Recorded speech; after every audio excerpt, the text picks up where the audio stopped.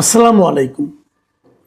প্রিয় দর্শক, একদিন ধরে সোশ্যাল মিডিয়ায় এই সময়ে সবচেয়ে বেশি আলোচিত হচ্ছে যে খবরটি, সেটা হলো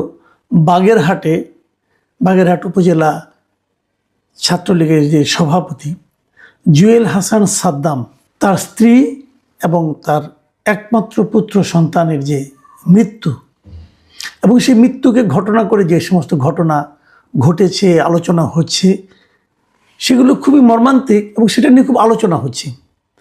এবং এরই মধ্যে অনেকে এটা নিয়ে কথা বলেছেন। আমি কেবল আমার মতো করে দু একটা কথা বলতে চাই।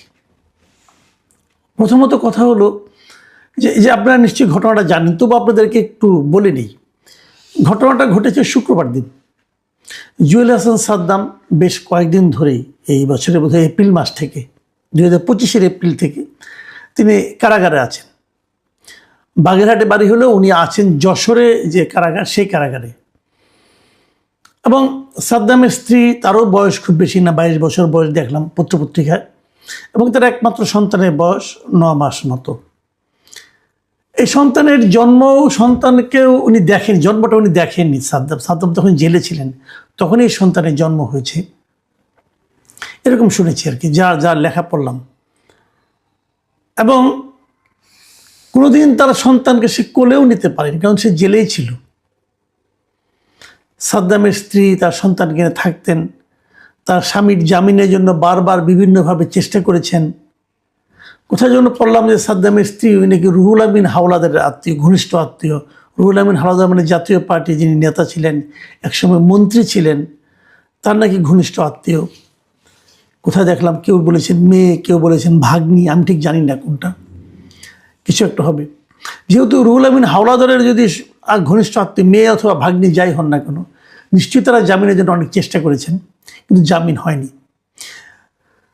এই মেয়ের ভাইরা বলছেন যে এই মেয়েটি নাকি তার হাজব্যান্ডকে খুব ভালোবাসত এবং তাকে ছাড়াতে না পেরে হতাশাগ্রস্ত হয়ে তিনি প্রথমে তার নিজের সন্তানকে পানিতে ডুবিয়ে মেরেছেন এবং তারপর নিজে ফাঁসিতে ঝুলে আত্মহত্যা করেছেন। খুবই মর্মান্তিক ঘটনা। আমি এই ঘটনায় কিভাবে ব্যাখ্যা করব? আমি কিন্তু মেয়েটাকে দোষী দিই, ভাই তুমি যদি মরতে চাও মরো, মরাটাই তো ইসলামের দৃষ্টিতেও তুমি আত্মহত্যা করতে পারো না, পৃথিবীর কোনো আইনেও তুমি আত্মহত্যা করতে পারো না। আত্মহত্যা একটা অপরাধ, কিন্তু তারপরে তুমি তোমার পেইন সহ্য করতে পারোনি, তুমি হয়তো মারা যাচ্ছ, যাও, তুমি তোমার সন্তানটাকে এভাবে কেন মারলো? তুমি সন্তানটাকে হত্যা করেছো। আমার কিন্তু এই মেয়ের প্রতি খুব একটা সমবেদনা আমি প্রকাশ করতে পারছি না, সরি যদি কেউ কিছু মনে করবেন, বাট আমি এই নারীর প্রতি খুব একটা আমার কোনো সমবেদনা নাই। কারণ ওনার একজন শিশুকে সে হত্যা করেছে, তো সে পারে না। তা যত পেইনই থাকুক না কেন, যত অভিযোগ থাকুক, আর যদি সে রুহুল আমিন হাওলাদারের আত্মীয় হন, অথবা তার স্ত্রী সন্তান হন, কন্যা হন, অথবা তার ভাগ্নি হন, যাই হন, তাহলে তো উনি তো এতটা অভাবেও ছিলেন না যে না খেয়ে থাকবেন, তাও তো নয়। তাহলে উনি ওনার সন্তানকে কেন হত্যা করবেন? এই সন্তানের জীবন তো তার জীবন না, এটা সে পারে না, অন্যায় করছে সেটা। যাই হোক, সেটার ব্যাপার না, আমি ওটা নিয়ে আলোচনা করছি না আপাতত। ওটা অবশ্যই একটা বড় ব্যাপার, বাট ওটা নিয়ে আমি আলোচনা করছি না। আমি যেটা নিয়ে বলতে চাচ্ছি সেটা হলো, যেটা নিয়ে সবাই এখন আলোচনাও করছেন এবং বলছেন যে এই স্ত্রী এবং সন্তানের মৃত্যুতে তার জানাজায় অংশ নেওয়ার জন্য কেন সাদ্দামকে সুযোগ দেওয়া হলো না? এটা কিন্তু একটা ভ্যালিড পয়েন্ট। কেন পারবে না সুযোগ দেওয়া তাকে? প্যারোলে মুক্তি দেওয়ার এটা বহু নিয়ম আছে, আমরা আগের সরকার আমলে দেখেছি, বিভিন্ন সরকার আমলে দেখেছি। বাবা মা, আত্মীয় স্বজন, সন্তান মারা গেলে পরে যত বড় আসামি হন না কেন তিনি, তাকে প্যারোলে মুক্তি দেওয়া হয়। প্যারোলে মুক্তি মানে কি? হাত করার পরেই তাকে নিয়ে আসা হয়, পুলিশ প্রহরে তিনি আসেন এবং জানাজায় অংশ নেন, দাফন করেন, তারপরে আবার তাকে জেলখানায় নিয়ে যাওয়া হয়। এক্ষেত্রে সাদ্দামকে প্যারোলে মুক্তি দেওয়া হয়নি। নানা রকম কাহিনী বলছে। বাগেরহাটের জেলা প্রশাসক বলছেন যে তার কাছে অ্যাপ্লিকেশন নিয়ে আসছিল, তিনি বলছেন এটা তো আমার এখানে না, আপনার কাছে যশোর যান, আবার যশোর যে করা এটা সময় সাপেক্ষ ব্যাপার, এই সমস্ত নানা রকম কথাবার্তা বলা হচ্ছে। এগুলো আমার কাছে সবই খেলো অজুহাত মনে হয়। অজুহাতে কেউ এই জেলা প্রশাসক তো সঙ্গে সঙ্গে তাকে মেল করে দিতে পারতেন, টেলিফোনে বলতে পারতেন, এগুলো তো তেমন কিছু ব্যাপার না রে ভাই। এক জেলা থেকে আরেক জেলা যেতে কতক্ষণ লাগতো? কিন্তু এখন সবাই নানা ধরনের অজুহাত দিয়ে নিজের গায়ের চামড়া বাঁচানোর চেষ্টা করছেন। বিষয়টা যখন নাকি হইচই পড়ে গেছে, তখন তারা ভেবেছেন এটা কিভাবে আমার ঘাট থেকে সরিয়ে আরেকজনের ঘাড়ে চাপানো যায়, অথবা একটা বায়বীয় ঘাড়ে চাপানো যায়। এই ধরনের নানা ধরনের নকশা তারা এখন করবেন এবং করছেন, আগামীতেও করবেন। এটা নিয়ে আজকে আমি দেখলাম যে আজকে মন্ত্রণালয়ে আমাদের যিনি স্বরাষ্ট্র বিষয়ক উপদেষ্টা জাহাঙ্গীর আলম চৌধুরী, লেফটেন্যান্ট জেনারেল অবসরপ্রাপ্ত, উনি আবার একই সঙ্গে কৃষি মন্ত্রণালয়ের উপদেষ্টা। তো উনি কৃষি মন্ত্রণালয়ে একটা ব্রিফ করছিলেন, সেখানে একজন সাংবাদিক ওনাকে জিজ্ঞাসা করতে গেলে উনি এই প্রশ্নের উত্তর দিলেন না। বললেন যে এখানে আমি কৃষিতে আছি, আমি কৃষির উত্তর দেব, অন্য কোনো উত্তর দেব না। এটা কেমন কথা? উনি যে স্বরাষ্ট্র মন্ত্রণালয়, তবে বলে তাহলে আমরা স্বরাষ্ট্র মন্ত্রণালয়ে আসি। ওকে না, স্বরাষ্ট্র মন্ত্রণালয় যখন এটা নিয়ে আলোচনা হবে তখন আসবেন। মানে আমি এই লোকটার সেন্স দেখে আমি হতবাক হয়ে যাই। উনি আজকে কৃষি মন্ত্রণালয়ে আসছেন, ঠিক আছে, তাহলে আজকে যদি স্বরাষ্ট্র মন্ত্রণালয়ের বিষয় কোনো কমেন্ট দরকার হয়, মন্ত্রীর কমেন্ট অথবা উপদেষ্টা বলি, তার যদি কমেন্ট দরকার হয়, তাহলে মানুষ কি করবে? ওনাকে যেখানে পাবে সেখানে যে জিজ্ঞাসা করবে, এটি তো নিয়ম। আমরা তো সাংবাদিকতা করেছি, এটাই নিয়ম। তো উনি এখানে বসে ওখানকার কথা বলবেন না কেন? কেন বলবেন না? আবার ওখানে তাহলে ওখানে চলেন না, ওখানেও উনি যাবেন না, ওখানে যেদিন মিটিং হবে সেই দিন আলাপ করবেন। তাহলে এই ঘটনা নিয়ে ওনার কমেন্ট আজকে দরকার নাই। প্রশ্ন উঠেছিল, এক সাংবাদিক বলেছিলেন যে এই সাদ্দামকে আপনারা কেন জেলে আটকে রাখছেন? সে ছাত্রলীগ করতো, ঠিক আছে, করতেই পারে। ছাত্রলীগ আপনারা নিষিদ্ধ করেছেন, ওকে নিষিদ্ধ করেছেন। তো নিষিদ্ধ করার পর কি সে ছাত্রলীগের কোনো সাংগঠনিক কর্মকাণ্ডে অংশ নিয়েছে? তাহলে তাকে আটকে রাখছেন কেন আপনারা জেলে? উনি কি বললেন? আমরা জেলে কাউকে আটকে রাখি না, একমাত্র ক্রিমিনালদের আটকে রাখি। এই কথাটা শুনে আমার কাছে এত হাসি পেল যে উনি এগুলি, মানে মানুষের তো একটা সেন্স আছে। উনি মনে করেন কি সবাই বোধহয় ওনার মতো বয়স হয়ে গেছে, সবাই বোধহয় সব কিছু ভুলে গেছে। বেশি দিন আগে না, আমি আপনাকে অল্প কিছুদিন আগের একটা কথা আপনাদেরকে স্মরণ করে দিই। এই মানে গত বছরের 2025 সালের সেপ্টেম্বর মাসে 24শে সেপ্টেম্বর চট্টগ্রামে উনি একটা অনুষ্ঠানে গিয়েছিলেন। সেখানে যিনি বলেছিলেন যে আওয়ামী লীগের কেউ যাতে সহজে জামিন না পায় সে চেষ্টা চলছে। এই স্বরাষ্ট্র উপদেষ্টা বলেছেন। তার মানে আওয়ামী লীগের কেউ হলেই তারা জামিন দেওয়া হবে না। কেন? এটা কোন আইনে আছে ভাই? এটা কোন আইনে আছে? এটা তো আমরা আগের সরকার, যে সরকার আমরা এত সমালোচনা করছি, ফ্যাসিবাদী সরকার বলেছি, স্বৈরাচারী সরকার বলেছি, তখনও কিন্তু এগুলো দেখিনি। তারা নানা রকম কথা বলেছে, কিন্তু এই ধরনের কথা উচ্চারণ করতে দেখিনি যে বিএনপির কেউ হলেই আর যাতে জামিন না পায় আমরা সেই ব্যবস্থা করছি। হয়তো তাকে কোনো কোনো মামলায় আটকানো হতো। আর এখানে আমি যে কথাটা বলতে চাই, এখন আমরা এবার কি দেখেছি, এই গত 24-এর আন্দোলনের পরে কি দেখেছি, যে আওয়ামী লীগের, বিএনপির, এইসব বিএনপি না, আওয়ামী লীগের, ছাত্রলীগের, যুবলীগের এই সমস্ত লোকদেরকে নানা রকম ছুতা নাতায়, নানা রকম অজুহাতে এনে মানে জেলে ঢুকানো হয়েছে।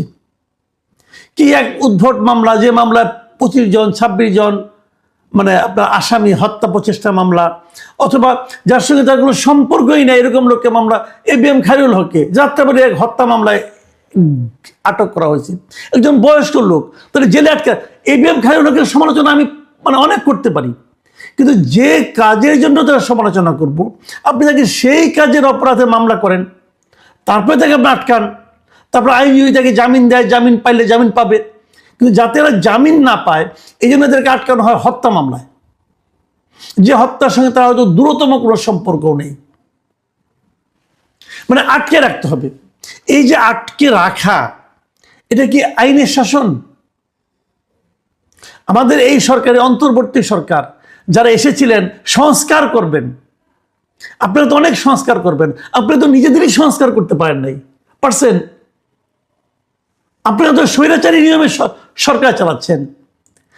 যে সরকার নিজেরা স্বৈরাচারী নিয়মে চালায় তারা কি সংস্কার করবে?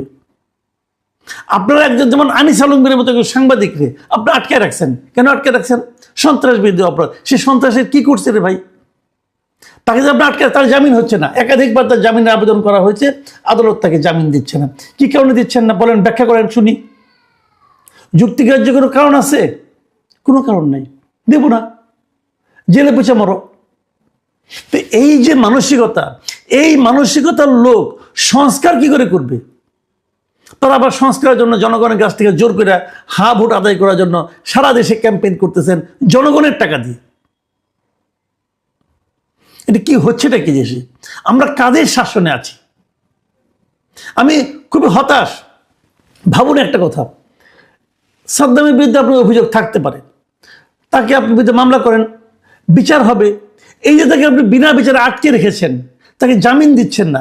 জামিন পাওয়াটাকে একটা মানুষের নাগরিক অধিকারের মধ্যে পড়ে না? জামিন পাওয়াটা তার অধিকার, এখানে তো কোনো দয়া দাক্ষিণের ব্যাপার না, এটা তার অধিকার। আপনি তার বিচার করেন, আর বিচার চলাকালীন তাকে জেলে বসে থাকতে হবে কেন? এই অভিযোগ তো মিথ্যাও হতে পারে, এই অভিযোগ তো ভুলও হতে পারে।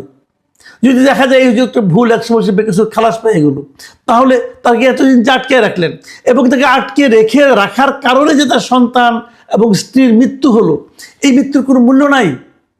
ভাবুন, শেষ মুহূর্তে তার মৃত স্ত্রী এবং সন্তানকে জেল গেটে নিয়ে 5 মিনিট দেখানো হচ্ছে। ভাবুন তো ওই সময় সাদ্দামের মনে কি চলেছিল, ভাবুন। এবং এই যে তার মনের মধ্যে যা চলেছে, এটা কি তার মধ্যে কোনো শান্তি দিয়েছে, প্রশান্তি দিয়েছে? তার মধ্যে কি একটা ক্রোধের জন্ম দেয়নি? যখন কোনো এক সময় তো নিশ্চয়ই পরিস্থিতি চেঞ্জ হবে, যদি কখনো সে বেড়ে আসে, তার এই ক্রোধটা কি সমাজের প্রতি হবে না? এই সমাজের আইনের প্রতি হবে না? মানুষ কেন খারাপ হয়ে যায়, মানুষ কেন বিপথে যায়, এখান থেকে ভাবার চেষ্টা করুন। আমরা কি করছি? আমরা একটা হিংসা দিয়ে আরেকটা হিংসাকে আমরা ইনভাইট করছি। আমরা কিভাবে দেশটাকে একটা হিংসার রাজ্যে পরিণত করব, একটা হিংসা ভিত্তিক সমাজে পরিণত করব? আমরা কি যাকে দেখব তাকে হিংসা করব, যাকে দেখব তাকে ক্ষতি করব? আওয়ামী লীগ হিংসা করবে বিএনপিকে, বিএনপি হিংসা করবে আওয়ামী লীগকে, জামাত হিংসা করবে বিএনপিকে, আবার জামাত হিংসা করবে আওয়ামী লীগকে। পারলেই মেরে ফেলো, পারলেই জেলে ঢুকাও। এটা কি? আওয়ামী লীগ 15 বছর শাসন করেছিল, বিএনপিকে নিয়ে জেলে ঢুকাইছিল, জামাতকে জেলে ঢুকিয়েছে। এখন আবার তারা ক্ষমতায় আসছে, তারা সেই একই কাজ করছে। যদি তোমরা একই কাজ করো, তাহলে তোমরা আওয়ামী লীগের চেয়ে ভালো হলে কিভাবে? তোমরা তো তার মতোই হলে, অথবা তোমরা তো তার চেয়েও খারাপ হলে। আমরা তো এই দেশ দেখতে চেয়েছি। আমরা তো ভেবেছিলাম যে একটা অন্তর্বর্তীকালীন সরকার আসবে, যারা কোনো দল করবে না, যারা দেশের সমস্ত মানুষকে ঐক্যবদ্ধ করবে। এই তার নমুনা।